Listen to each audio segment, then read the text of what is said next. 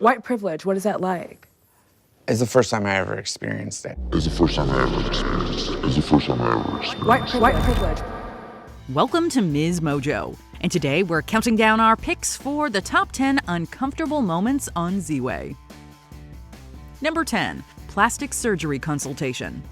Her exchanges with the surgeon are cringe-inducing, from her use of baby talk to her request to have a backside like the one referenced in the Nicki Minaj song Anaconda. I want a big fat ass. Like Nicki Minaj, she has this line, she goes, big fat ass! The peak of the discomfort comes when the surgeon uses an imaging system to scan Ziwe's face and make hypothetical alterations. Number 9. Gloria Steinem on WAP. When Ziwe interviewed Gloria Steinem, activist and leader of the American second wave feminist movement, she brought up the Cardi B and Megan Thee Stallion hit. Have you ever heard the song called WAP by Cardi B and Megan Thee Stallion? Yes, no, I haven't. Although Ziwe reading the explicit lyrics makes for an awkward moment on camera, Steinem actually rounds out the interview with a more balanced take on the song, pointing out that the writer's intent behind the lyrics needs to be considered. Do you feel empowered as a lady? No. No! No, but it depends who wrote it. Number 8. Phoebe Bridgers ASMR. She puts the musician on the spot by asking her to read several phrases ASMR style. I will do my own emotional labor. I apologize for all racism. For the entire interview, Phoebe is clearly choosing her words carefully. She's asked to whisper promises to do her own emotional labor and resist the urge to get married on a plantation. When she breaks to laugh, the discomfort of the segment is helped by an on-screen message. I'm not going to read that one. Wow. Number 7. Emrata talks empowerment. Ziwe wants to know what empowerment means to model, actress, and writer Emily Ratajkowski. Her answer? She doesn't know. She admits she had to Google the definition and offers up a vague statement as to her findings. I don't know what empowerment means. I had to Google the definition of empowerment. As the interview goes on, Ziwe's ribbing continues to strike lighthearted yet still cringe-inducing notes. Although the two are friends in real life and Emrata seems pretty in on the joke, viewers can still tell when Ziwe has her backed into a corner. I'm sorry, I guess I'm not a good friend. Number 6. Karen Focus Group. To prove Karens are real people, Ziwe gathers 4 for a roundtable discussion about how the slang term makes them feel. The Karens are divided, but the show manages to get several vaguely unsettling sound bites from the participants by the end of the roughly 4-minute segment. Do you think Karen's lives matter? I think that Karen's lives matter because if Karen's lives don't matter, no lives matter. The focus group ends with some custom temporary tattoos and a pledge to be Karen and proud. Number 5. Alana Glazer on climate change. Ziwe amps up the cringe factor with a line of questioning about the climate crisis.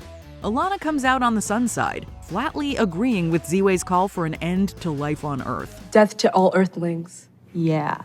At some points, the comedian can be seen visibly squirming in her seat answering questions. The discomfort gets meta when they discuss how Alana feels during the interview in relation to the looming threat of climate change. I'm, painfully uncomfortable. Like now. Very much like now. Number 4. Interview with Adam Pally. The look on comedian Adam Pally's face for almost the entirety of his interview with Ziwe shows someone who is partly in on the joke, but mostly scared.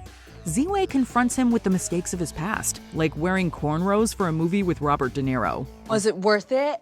Absolutely not. Nothing I've ever done was worth that. He won't admit that he's intimidated by her, but his comedic body language and darting eyes betray him until he's eventually allowed to flee. Do I intimidate you, Adam? No, I like being with you. Number 3. Interview with Andrew Yang. The whole exchange is a trip from one cringe-inducing quote to the next. He says his favorite Jay-Z song is the Numb Encore duet with Linkin Park. Can I get an encore? Do you want more? It was like, that was him and, I think it was a duet, right?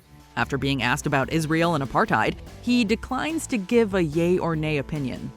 Again, I just want peace in the region, like so many other New Yorkers and other people around the world. At the end of the interview, they each lean in for one final awkward smile to camera. Number 2. Grilling Hannibal Buress. The segment sources its cringe from the fact that comedian Hannibal Buress is a wealthy landlord. After a pointed question about gambling, Hannibal reveals the tactics he used to prepare for the confrontational interview. To prepare for this, I rented a soundstage and had 5 women sort of look like you, just say passive-aggressive things to me. Unfortunately, his regimen cannot stack up with the reality of being interrogated by Ziwe. He has to put on sunglasses to withstand the discomfort. Number 1. Chet Hanks's accent. Ziwe's talk with Chet Hanks, son of one of America's most beloved actors, piles sound bites on top of one another that range from annoying to disturbing. He shares that he isn't well-versed in the Jamaican patois he adopted seemingly on a whim. Couple 2-3 tigs. Whether he's voicing his thoughts on social justice warriors or the origin story behind White Boy Summer, his lack of awareness makes for easy pickings. Can you tell us how that's different from the past 400 summers in American history? I guess not. I don't know.